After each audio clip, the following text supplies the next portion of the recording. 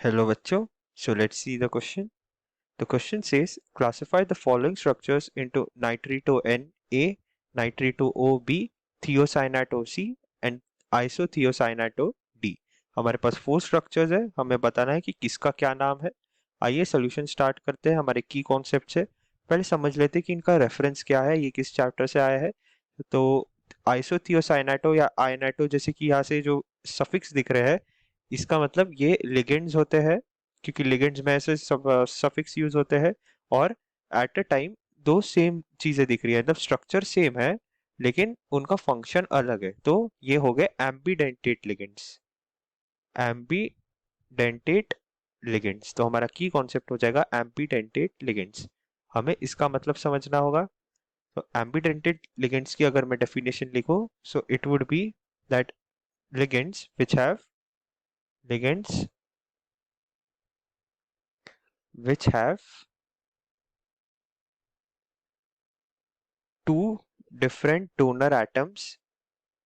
two different donor atoms, and and either of the two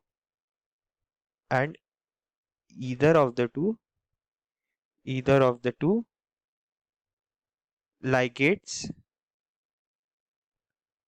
in the complex। इसका क्या मतलब हुआ? हम लिगेंड तो जानते हैं क्या होता है।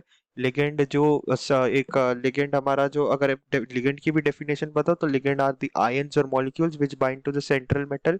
जैसे एग्जांपल CONH3 6, यहाँ पे NH3 इज बाइंडिंग, 6 लिगेंड्स यहाँ पे बाइंड हो रहे हैं NH3 के विद सेंट्रल मेटल कोबाल्ट। वैसे ही एम्बीडेंटेड लिगेंड्स होते हैं कि लिगेंड्स जिनमें दो डिफरेंट डोनर एटम्स होते हैं।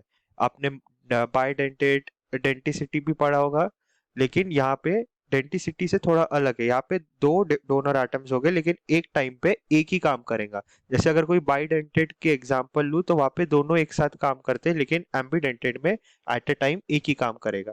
इसके दो जो बड़े एग्जाम्पल है वो है NO2- एंड SCN-। अगर दोनों का डायग्राम बनाऊं तो कुछ ऐसा रहेगा, NO, और यहाँ माइनस के जगह यहाँ पे कोई मेटल ले लीजिए, एक ऐसा भी रह सकता है। ये फॉर एन एग्जाम्पल मैं समझाया हूँ। और एक SCN का कुछ ऐसा रह सकता है, या तो SCN बाइंड करेगा मेटल से या NCS बाइंड करेगा। अब हमारे IUPAC नेमिंग के अकॉर्डिंग क्या कहता है कि जैसे कि यहाँ जो फिगर है, तो मेटल से जो बाइंड कर रहा है, जैसे कि यहाँ M के साथ N है, M के साथ N है, M के साथ S है और M के साथ O है। तो जो यहाँ बाइंड कर रहा है पहले, जो पास में है, जो एरो की तरफ दिख रहा है, वो हमारा बाइंड कर रहा होता है। अब हम नेमिंग के हिसाब से देखें तो नाइट्रीटो N, नाइट्रीटो N का मतलब नाइट्रीटो यानी NO2 और N मतलब N बाइंड कर रहा है मेटल से। तो अगर मैं नाइट्रीटो N बताऊं तो ये कुछ जो मैंने ये बनाया है, दिस इज नाइट्रीटो N।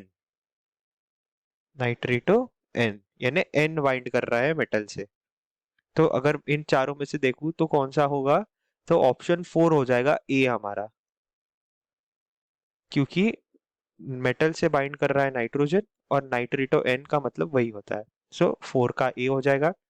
नेक्स्ट है नाइट्रीटो O। इसका मतलब कोई कुछ ऐसा बनेगा, मेटल है यहाँ पे है और मेटल से ऑक्सीजन बाइंड कर रहा है, तो NO2 को इस वे में लिखेंगे और ऑक्सीजन को तरफ एरो करेंगे, मेटल की तरफ ऑक्सीजन से मेटल। तो ऐसा डायग्राम फर्स्ट में है, तो फर्स्ट का हो जाएगा बी।